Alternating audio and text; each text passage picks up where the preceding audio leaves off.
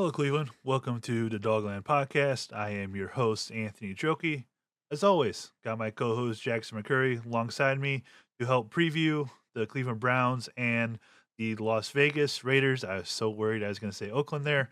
But, Jack, man, how we doing today? Doing all right. For those that know, I've been healthcare and that darn COVID is back. It's been a mentally draining week for sure because every day there's been more positive cases for the residents I take care of, and it's just been a mentally draining week on top of all the decoy talk and surrounding the Browns about that one play on Sunday with Deshaun and the receivers and everything. But other than that, life's good, man. How about you? It's going. Thankfully I have avoided all of that. Sometimes I take a few days off of Twitter and I miss some eventful things, but You're a I smart man for doing that, by the way. Well, it's sometimes it's not by choice, sometimes it's life, but, Yeah. Oh, um, for sure. you know, at least it's good to get away every now and then from that god awful website. But, you know, we are not gonna decoy you guys into anything else. We're going to get you a preview of this weekend's matchup between the 1 and 2 Vegas Raiders and the 1 and 2 Cleveland Browns. And Jack, we should start with the injury news because on both sides, we have some pretty significant, storylines in terms of injuries. For the Browns, David Njoku did practice one day this week, but he has been officially ruled out. Pierre Strong is also out. Jed Wills, who returned last week, has been ruled out, as well as offensive tackle Jack Conklin.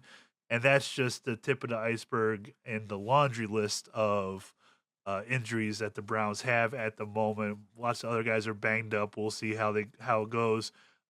We know how banged up Miles is. We'll see, how much he's able to contribute. We know he's going to be out there, but we'll see how effective he's going to be. But on the Vegas side of things, I think we got some very surprising news today, and that is that uh, star wide receiver Devontae Adams will be out. Star edge rusher Max Crosby will be out. Tight end Michael Mayer will be out. Linebacker Divine Diablo Diablo. Diablo. Diablo. That's what I wanted to say, but I wasn't sure there. Um, as well as their right tackle, former Ohio State Buckeye Thayer Munford will also be out as well. So some pretty significant injuries on both sides of things, Jack. Um, I it seems like Vegas has this game, well, not the Raiders, but Vegas, as in the betting Vegas, has this game as kind of a toss up with the Browns, slight favorites here. But when you look at the significant injuries on both sides, I kind of see a game where anybody can win it. Really. Yeah, I mean it would definitely if we were heading in like Monday, Tuesday, I would have said this is gonna be a toss up because both teams kind of struggling. Like Baltimore or Vegas goes into Baltimore, beats them, comes back from like I think 13 points down to uh come back and beat them. So you're kind of keeping an eye on Vegas and you're like, well, how good are they? And then like, obviously the Browns have had their struggles for sure. Um, but like we're I think I would say we were more healthy coming into this game. Obviously, the offensive line issues for Cleveland are still a major concern, and you're going another week without Conklin and Wills. But you still have James Hudson, if that means anything to any Browns fans. Obviously, he's had his struggles, but yeah, this is definitely a toss-up game. I think you could go either way. I think people will probably lean more Browns given the impactful injuries that Vegas has, losing their best offensive and defensive player. Um, so it's going to be an interesting game for sure. Like you're kind of going in thinking the Browns should win this game, but we all thought that last week, and they went out and laid an egg in front of the home crowd. So it's going to be an interesting matchup for sure come Sunday afternoon. This Max Crosby isn't the only one that they don't have. A couple weeks ago, they placed their other really good edge rusher, Malcolm Kuntz, on injured reserve as well. So they are without their top 2 pass rushers this weekend, and for a Browns offensive line that has been nothing short of abysmal in the first 3 weeks, I guess that's some sort of relief, but the man in the middle there, Christian Wilkins, is still a pretty good dude, and, that's something that, the interior of this line, which I would say has probably struggled more than the tackles, is going to have to contend with this weekend. Yeah, for sure. I mean, Wilkins obviously was a guy that the Browns fans really wanted them to pursue in free agency, and then he signed the big mega money deal with the Raiders. And so far this year, he's got 3 pressures according to Pro Football Reference. Only has half a sack, so he really hasn't been like I would say the impact guy that maybe Vegas thought they were getting. But obviously, there's still a lot in the season. I think if you get Max Crosby back healthy, I think that'll open up plenty of looks for Wilkins to go in and pressure the quarterback and get some sacks or QB hits. But yeah, I mean, the Browns are coming up. They've had their offensive line struggles for sure. It's been one of the major problems on the offensive side of the ball. Like if this is the game for Wilkins to make an impact, this is the game to do it. But I mean, you look at the rest of the defensive front for the Raiders right now. Obviously, you mentioned Kuntz is out, Crosby's out. Not a lot of other guys up there. Tyree Wilson, who was their number one pick, I want to say it was last year. He really hasn't been that impact guy yet. Only 3.5 sacks in his rookie year, really hasn't shown much. But now this is his opportunity with the injuries at the edge position. If Christian Wilkins can generate some pressure, if he can try to make Deshaun feel uncomfortable, I think that's going to be the best way for Vegas on the defensive side of the ball to try to make something happen. Because Anthony, you look at the rest of this defense, not a lot of household names, and you feel like you're coming into a situation where the Browns offense wants to get back on track. This is the opportunity to do so against a Raiders defense that's banged up and really isn't all that great on paper, especially after getting whooped by Andy Dalton and the Panthers last weekend. So, if this could be a remedy for the Browns, what do you expect their game plan to be offensively against the Raiders? I would say you got to try to get the running game going. Like that's been, I know that they're trying to sprinkle in a lot of the Dorsey concepts offensively, and you want to try to get the ball downfield through the air, but try to get that running game going. Like Jerome Ford hasn't been that great this year. Deontay Foreman, it's didn't do didn't get very many snaps against the Cowboys. Got plenty of opportunities against the Jaguars and was somewhat effective. And then last week he barely gets anything again. So it's like, what's the situation there? Are they really trying to run the ball? You would think Stefanski would like to run the ball. It's always been his bread and butter going back to his days at Minnesota. You look at the Raiders defense right now against the run, not all that great. 30th in yards allowed, 5.4 yards per attempt allowed defensively. Like if you want to get this offense going, get the running game going, try to open up some things in the passing game and let Deshaun and the receivers do their thing there. But I think the biggest thing is get the running game going, try to gash this Raiders defensive front and that's banged up. And I think you get the running game going. I think that'll open up plenty of things for Deshaun to get the ball to Cooper, Judy, etc. down the field. If I was game planning this week, I would do my best as a play caller, between Stefanski and Dorsey to try and get Deshaun in a rhythm. Whether it's quick passes, screen plays, anything to get the ball out quick to where, there's not going to be hopefully too much pressure within a couple of seconds.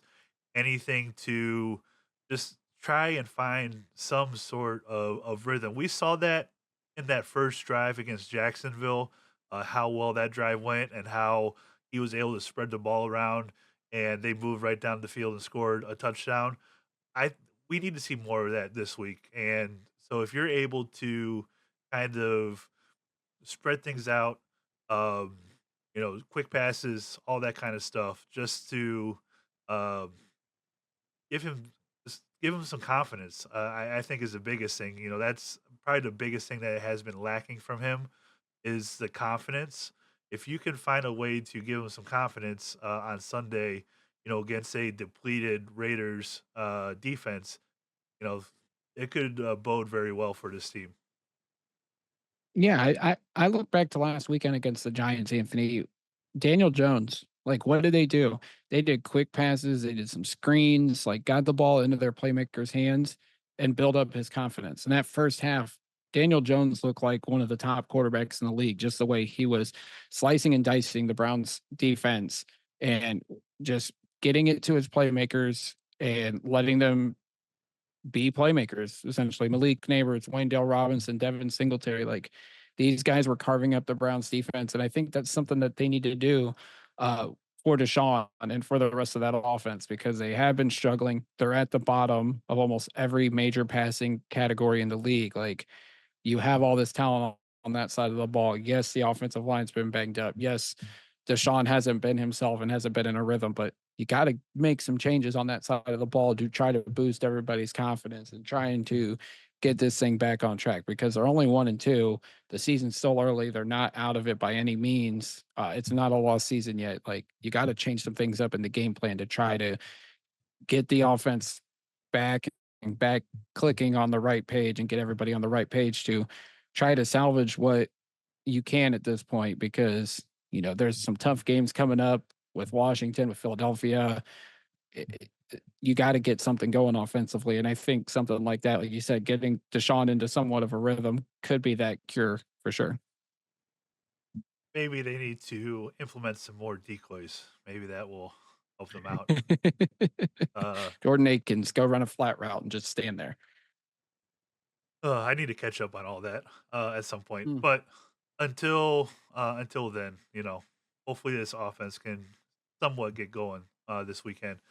So on the other side of the ball, for the Raiders, their starting quarterback will be Gardner Minshew, and let's hope he doesn't have a game against the Browns like he did last year, where he torched them and when he was with the Colts.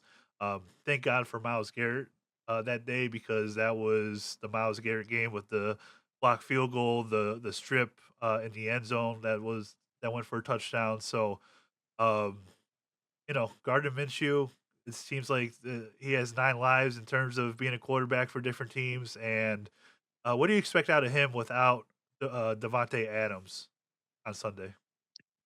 Well, to refresh everybody, last year, again, when he played for the Colts at 39-38 shootout, he went 15 of 23 for 305 yards, 2 touchdowns and a pick. He also had 2 rushing touchdowns, but he got sacked 4 times. You know, looking at Minshew without Devontae Adams, it'll be interesting. He's also without Michael Mayer, who was one of their top draft choices a couple years ago. They still have Brock Bowers, who's had a decent start to his NFL career. You got Trey Tucker, who is going to be a deep threat, local product out of Northeast Ohio, went to Cincinnati. He has been their big play threat since he entered the league last year. I think he's averaging 12 yards a catch, but I can just remember him having several 50-yard catches last year for whether it was Garoppolo or Aiden O'Connell, but they don't have any formidable sense of a running game. Zamir White is okay. He's averaging 3.2 yards per carry. Alexander Madison's kind of been their short yardage back, has the 2 rushing touchdowns, the only 2 rushing touchdowns. And so it'll be interesting to see what their game plan will be offensively. Jacoby Myers is also there. He could be another threat downfield. Uh, and I'd be remiss, Anthony, because you brought it up pregame. Harrison Bryant is there. He's probably going to get some an uptick in snaps with Michael Mayer being out, so he'll probably be the second tight end.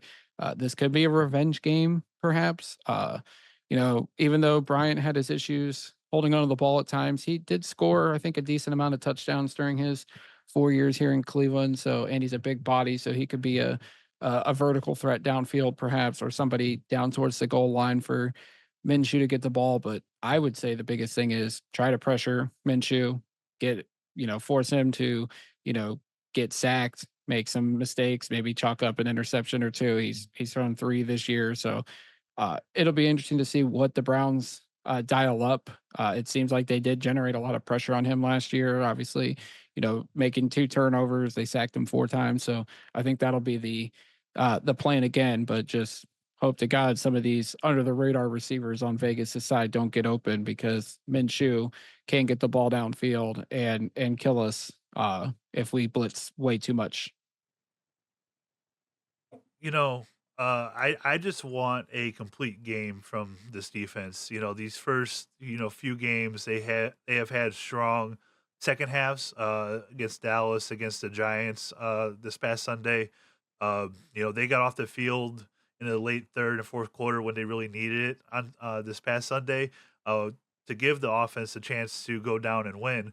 But they just in the first half they were torched for 21 points, and they really need to not give up these big chunk plays early on in the game and get themselves in any sort of hole just because the offense has been struggling. So you mentioned the Raiders not being able to run the ball. They have 153 rushing yards in 3 games so far this year, which is dead last in the NFL.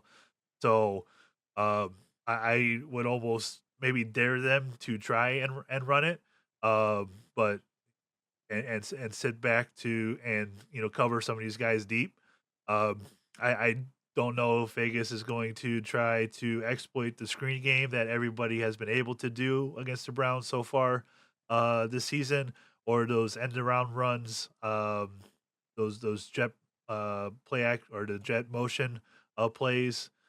It seems that we haven't been able to adjust to those either. So, maybe they could go with Tucker on those, but I expect this defense to really try and tee off this Sunday and pin the Raiders back as much as they can all game long. I want a complete game. Oh yeah, for sure. They need to come out and have a complete dominant game all 60 minutes. Not letting off, not starting slow. I do worry about like, the jet sweeps and maybe the bubble screens with Tucker just because he is so electric once he's, going downfield or when he gets the ball in his hands. But yeah, I just think you just got to pressure up on that side of the ball. Like their offensive line isn't that great. Like Colton Miller, I mean, he got a second contract, but he's an average left tackle. Whitehair, James, Parham, decent offensive lineman, and then they're starting DJ Glaze, who's filling in for Munford, and he's a third round pick. So this is, it could be the baptism by fire going up against Miles or even as a Darius Smith, and who knows what happens when a rookie tackle goes up against some of the elite pass rushers in the league. So I would just pressure, try to get Minshew out of the pocket, try to force him to, throw up some gopher balls and let his defense capitalize on it. But with them being limited on the skill position players, I think this Browns defense has a chance to have a really strong, dominant performance come Sunday. Do you need to see Denzel Ward on Trey Tucker the entire game this weekend? No, because I think like if Newsom's on him, Newsom can match him in terms of speed. Like Trey Tucker, he's pretty electric, but I mean he's only a 4-4 guy. So I think like Newsom or Ward can cover him. Emerson, not so much.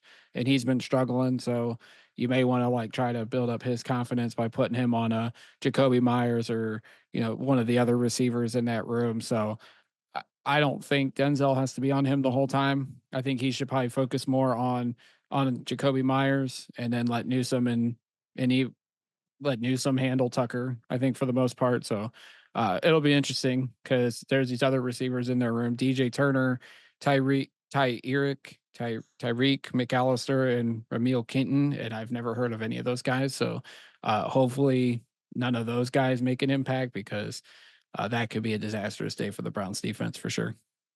All right. In terms of your prediction, so as I mentioned earlier, Vegas kind of has this as a toss up. The game opened with the Browns as a half point favorite. Right now, via ESPN Bet, the Browns are a 2 point favorite with an over under of 36.5. So, where are you at with picking this game on Sunday? Well, I've been terrible at picking the games this year because I'm pretty sure I picked them to beat the Cowboys and the Giants, and they lost. And I picked them to lose to Jacksonville and they won. I don't really want to pick the Raiders. So I'm going to go with my heart, my gut, and I say the Browns win, but I'm going to say it's a close game. I'll say it's like 23 to 17. I think it'll be a low scoring game. I'm sure our offense is probably going to struggle, which they shouldn't, but I hope I'm wrong. I really hope we can see the running game get going, to boost that. Maybe that'll open things up in the offense, but I do think we come away with a win. It's been a long time too since we've won on the West Coast.